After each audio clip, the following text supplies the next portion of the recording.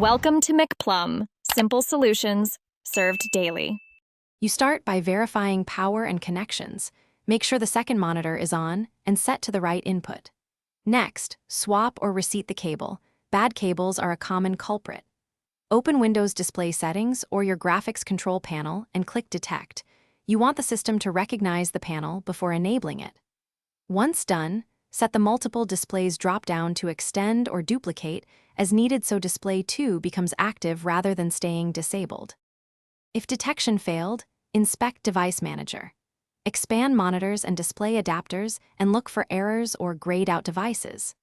Update the GPU driver from Device Manager or the manufacturer. Roll back if a recent driver caused regression.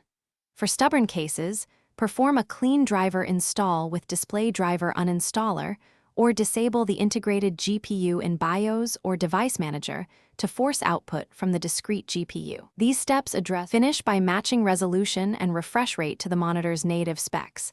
An unsupported setting can leave it blank. If problems persist, swap the monitor to another computer to determine if it's the display or the PC. Reset the monitor to factory defaults and power cycle both devices. Unplug for 30 seconds.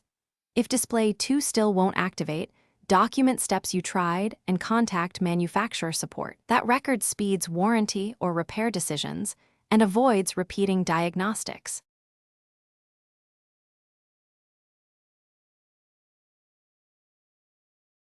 Thanks for watching. Stay juicy and subscribe.